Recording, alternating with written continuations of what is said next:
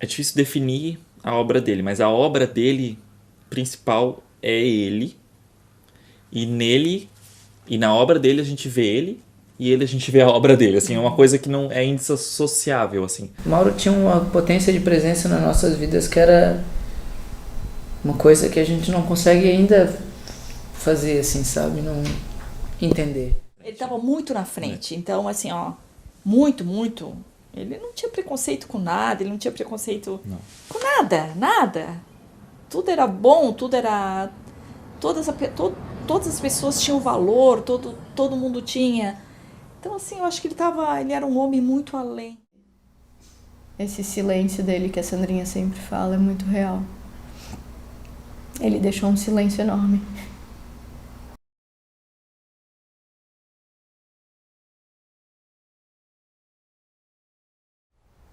Foi uma espécie de gravação durante a graduação que a gente foi fazer numa exposição dele. Isso foi antes do acidente que ele teve, antes do coma. E a professora Anne, que também era diretora da Casa da Cultura, estava tendo uma exposição dele. E a gente foi fazer uma gravação com ele, uma entrevista e conversar um pouco sobre o trabalho dele para a disciplina. Isso em 2011. E aí depois eu volto a conversar com ele em 2013, numa exposição que a gente faz juntos, na reabertura da Casa da Cultura. E depois em 2014 com a retomada da setorial, assim, quando a gente organiza a setorial. Começa a fazer algumas reuniões e ele começa a aparecer cada vez mais nas nossas vidas. Nós nos conhecemos no Colégio Faial. A gente estudava lá à noite, tanto eu quanto ele. E aí as irmãs dele eram minhas amigas, e aí, vamos apresentar o meu irmão pra você, vou apresentar meu irmão pra você, não sei o que, não sei o que. Aí apresentou, aí foi indo, foi indo. Aí a gente começou a namorar. Foi no Colégio Faial que a gente se conheceu.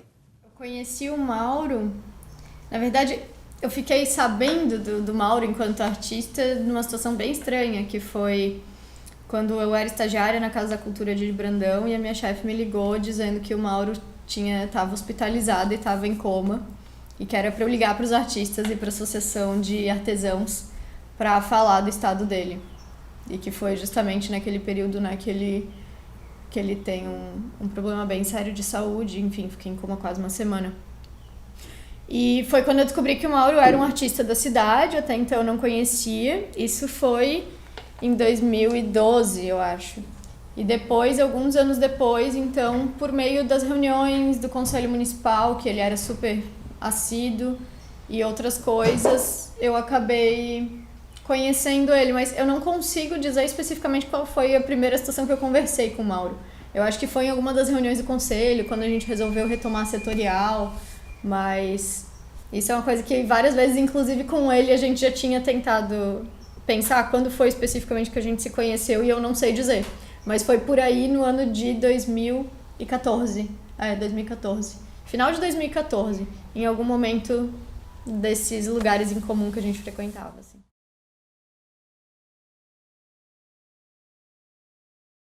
Bom, o Mauro, antes de se descobrir como artista, ele trabalhou no Correio, né? Ele era mensageiro, acho que essa é a palavra certa. Mensageiro. Ele levava as cartas, essas coisas. E depois, quando a gente casou, ele trabalhava numa draga em Florianópolis, aquelas dragagens de rio, aquelas coisas todas. E aí ele trabalhou por um tempo lá, depois aí ele saiu de lá, ele trabalhou... Ele teve seu próprio negócio, ele era um empreiteiro, né, que fazia empreitagem, assim, de limpeza de bueiro, de essas coisas. Ele teve um tempo essa empresa que era dele. Aí depois dessa empresa ele trabalhou com gás também, que ele fazia manutenção de gás, de apartamentos, essas coisas. Aí depois quando ele começou a trabalhar na FAMAI. Aí ele começou a trabalhar na FAMAI. Ali, então, ele começou a se descobrir artista. Ali ele trabalhava com... Ele começou, né, com reciclagem, coisa. Então, e na FAMAI ele ia nas escolas, ele dava as palestras, ele fazia Educador ambiental, assim, né? Um trabalho de educação ambiental. Educação ambiental. Então ele foi vendo que ele podia unir, né, a educação ambiental e o que ele estava já pesquisando em casa, assim, de brincar, de pintar, de juntar uma coisa com a outra, ele juntou nesse trabalho que ele estava fazendo na Fundação Municipal do Meio Ambiente, a FAMAI. Trabalho de educação ambiental, juntou as duas coisas. Então o trabalho dele começou daí, assim, né? Trabalho em arte. Dá o peso e tal. Aqui também são as pedras. Aqui são bolas de isopor. O isopor está aqui dentro. Depois eu trabalho com a massa ao redor. Aqui também algumas, como aquelas ali, são só papelão. Essa aqui também é um capacete, gente, ó. Essa aqui também é um capacete, ó. Olha, o pai tinha muito forte com o trabalho dele a ideia de passar uma mensagem positiva. Isso era uma coisa bem forte assim, no trabalho dele, que a gente consegue identificar nas obras e nas poesias, enfim. Que era sempre passar uma coisa assim de... uma noção de realidade, assim, de pé no chão e de sonhar também, assim. Então tinha sempre essa coisa, tipo, o que você é, mas o que você pode almejar ser outra coisa e você pode explorar também. Então ele tinha essa mensagem, né? Tinha. Os últimos trabalhos dele, a gente identifica que ele ia começar a explorar outras áreas das artes que ele não tinha explorado. Eu acho que atualmente ele poderia estar fazendo performance muito, assim, ele estava desenhando umas performances, assim, mas não chegou a fazer, de fato. Ele fez, né? Fez no salão, né? No salão ele fez alguma coisa, mas ele ia explorar mais, assim, a partir da obra dele, porque ele já se colocava como obra. Então, a obra dele não era só um quadro, uma escultura, uma pedra, uma poesia, era ele. Então, ele estava vendo que ele era a própria obra dele. Então, e as pessoas se interessavam tão mais por ele como pela obra, assim. Então as pessoas viam a obra dele, mas queriam conversar com ele. Ele era uma entidade, assim, que as pessoas respeitavam, assim, não bastava ver a obra, tinha que conversar com ele, e ele tinha isso, né? Ele queria conversar com as pessoas, ele queria explicar a obra, né? Eu acho que o Mauro tinha uma capacidade de produção muito ligada à contemporaneidade, que é o lugar de produção é o próprio corpo dele, onde ele está, né? Então o ateliê dele, ele, apesar de ter um ateliê e gostar desse espaço de produção do ateliê, o ateliê dele era a própria escrita dele na cidade, era a própria bicicleta, o próprio caminhar dele pela cidade e a própria cidade de modo geral. Então o processo, me parece o processo de criação é conceber o corpo dele enquanto ateliê, enquanto casa, corpo, ateliê, e segundo, pensar processos relacionados à escrita, né? A escuta e a escrita. O Mauro produz a partir da escuta da cidade, a escuta dos lugares da cidade, das pessoas que habitam nessa cidade. Codifica, interpreta isso de modo geral, assimila, escreve tudo nas agendas dele, ele vive carregando a agenda dele, né? E a partir disso ele vai pensando processos de criação e tudo mais. Então tem isso. Passou um tempo, ele começou um pouco a se incomodar com isso, porque estava um pouco... Acho que as pessoas começaram a rotular ele, a colocar ele numa caixinha de que ele era um artista ligado à educação ambiental ou à reciclagem ou à utilização de material descartável. Isso começou a incomodar ele porque ele achava que a obra dele não era só isso. Ela partiu disso, mas ela foi caminhando para outros lugares. Mas acho que talvez a relação dele com o processo de trabalho fosse muito essa de entender o tempo das coisas de alguma maneira e lidar com elas no tempo que elas exigiam. E que tem muito a ver depois com o processo que ele assumiu. Era um processo de vida para ele também, né? Não era a minha produção artística funciona desse jeito e eu, Mauro, na minha vida pessoal, diária, cotidiana, funciono de outro. Não. Isso passou a ser o jeito que ele vivia e que ele produzia, que ele se relacionava. Foi tudo interligando. Então é importante a gente lembrar que ele é um artista conectado com as questões atuais, com as questões contemporâneas. Ele tinha uma produção ligada à contemporaneidade, às discussões da contemporaneidade, ao uso de materiais, diversos materiais num trabalho só. Então ele estava já pesquisando performance, instalação. Então ele era um artista ele é um artista, se a gente for ver o trabalho dele final, ele é um artista contemporâneo. Tive um infarto, fiquei 7 dias na UTI, mas isso até hoje não conto como uma desgraça, nem como... Isso mudou a minha vida e também mudou a minha arte. Os meus desenhos, as palavras, as cores.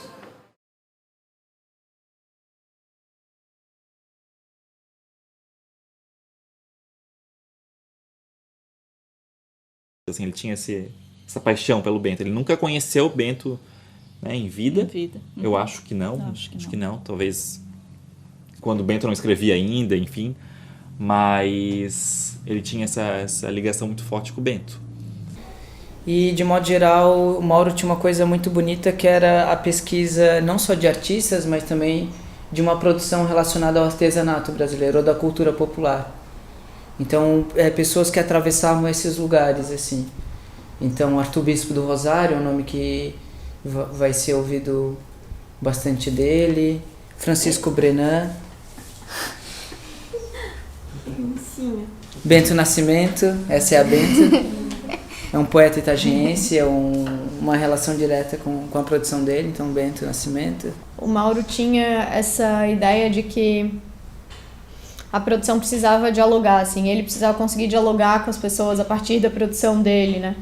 Então, acho que ele buscava esses vários pontos de interesse que ele tinha, porque ele entendia que, de certa forma, isso aparecia na pesquisa dele, mas isso possibilitava outros tipos de conversas com pessoas que não necessariamente se aproximariam se ele fosse só por um viés de referências mais específicas, por exemplo, da arte contemporânea, etc. Então ele tinha um misto aí de coisas que o compunham enquanto pessoa, enquanto artista, e que todas elas de alguma maneira reverberavam muito na produção dele. E ele estava sempre buscando outras coisas, assim. De fato, ele lia muito, então ele estava sempre vindo com outra referência, assistia um monte de documentário, pesquisava um monte de artista, então direto ele vinha, tal artista fez isso, vocês viram tal coisa, essa exposição, aquele catálogo. E ele tinha, então, isso muito... Tinha as referências que já eram dele, que já estavam muito incorporadas, mas ele tinha uma movimentação muito grande no que diz respeito, assim, a tudo que ele pesquisava, estudava e tentava trazer, assim. E é bonita a generosidade dele, porque é visível isso na produção dele. Se a gente olha ao longo da trajetória, uma relação muito íntima com as inscrições ou então com as produções de povos originários ou povos antigos, né? Isso é uma referência visível. Eu acho que é muito forte o trabalho do pai, assim, para os artistas de Itajaí. O que ele deixa é a ideia de... Ele estava sempre querendo se conectar com outros artistas, assim. Ele não era um artista que queria ficar isolado. Porque, né, às vezes tem, assim, a gente tem essa imagem do artista que produz e quer ficar isolado, quer produzir. Ele não. Então ele participou de um movimento de Câmara Setorial de artes visuais, que foi retomada por ele, pelo Kim, pela Sara, pelo Osmar. Então ele queria sempre estar em contato com outros artistas para que ele pegasse referência deles e entregasse também para os outros. Então eu acho que é muito forte isso, essa mensagem, assim, de que a gente não está isolado, que a gente precisa estar junto, unido, produzindo junto, ou conversando, falando sobre arte, falando sobre vida. Eu acho que isso é muito importante, assim. Eu acho que esse movimento que está acontecendo agora, também das artes visuais em Itajaí, é um reflexo desse movimento que ele fez antes. Né? Então ele deixou isso, e isso...